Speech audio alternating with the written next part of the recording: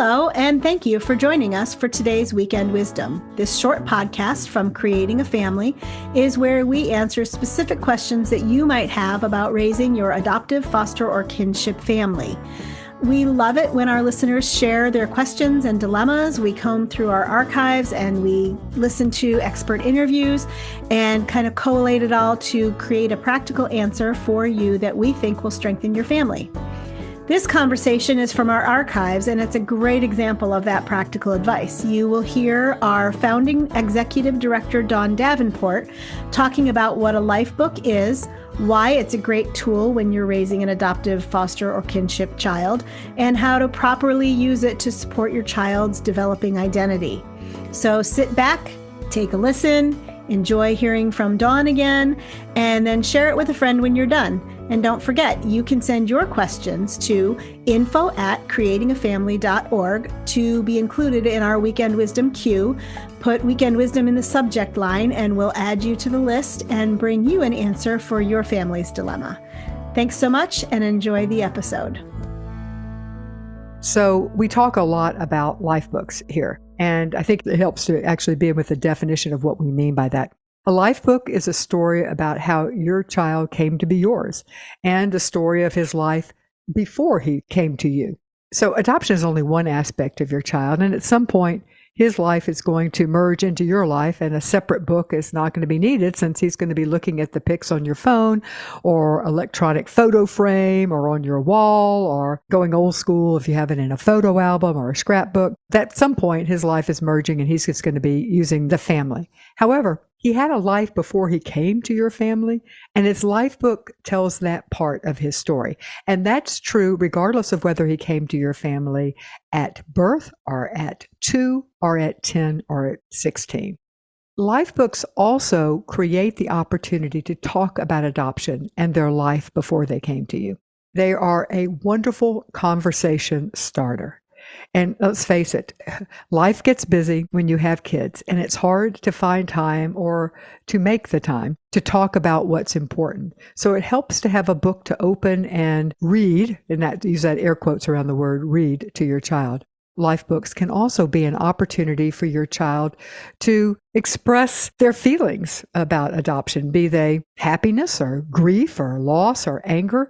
Also to express those feelings about things that happened in their early life, or to ask questions about why they are not living with their birth family. So it's a conversation starter going both ways. It allows for opportunity for your child to come back to you to ask questions.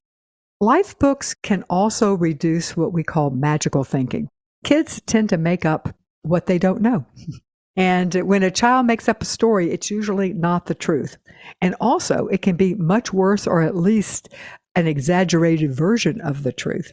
So we want our kids to have as much information as they can, and a life book is a great resource for doing just that.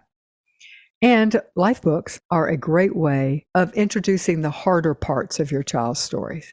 A life book, if used correctly, can lay the groundwork of the early life story that can be added to as the child ages. A life book does not need to be a physical book. However, I think that it really helps to have something to hold. That may change, honestly, in the future with technology, but for now, I do recommend that it actually be in some form of physical form. Another thing to note about life books is that it is your child's book, and the child should have full access to this book whenever they want to look at it, with or without you. In our family, it was kept in the child's room at their level.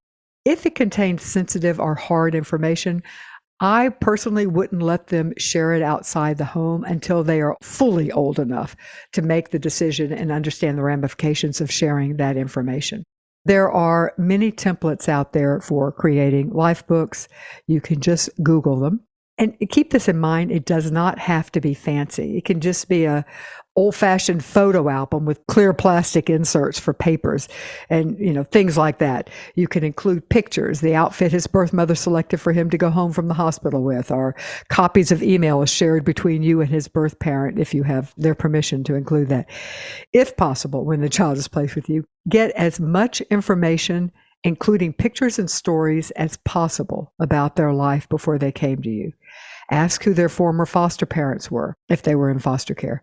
call or email with these parents to get pictures and stories. And if they're reluctant to give you that information, ask the caseworker for pictures and stories.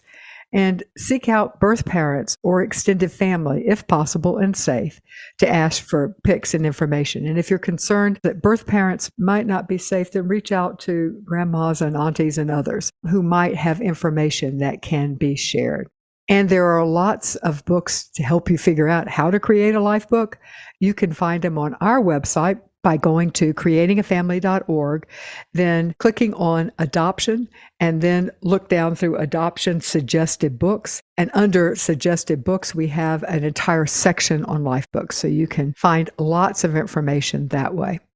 Before you go, I want to tell you about an interactive training that Creating a Family has developed. It could also be used as a support group curriculum for foster, adoptive, and kin families. It makes it very easy to do a high-quality training.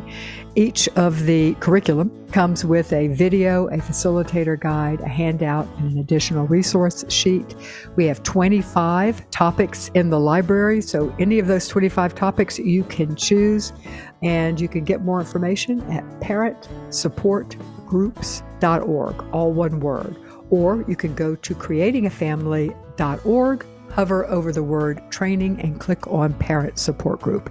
Either way will get you there. And thanks for listening to this week's Week in Wisdom. If you liked it, please tell a friend to subscribe, and you do that by going to the creatingafamily.org podcast.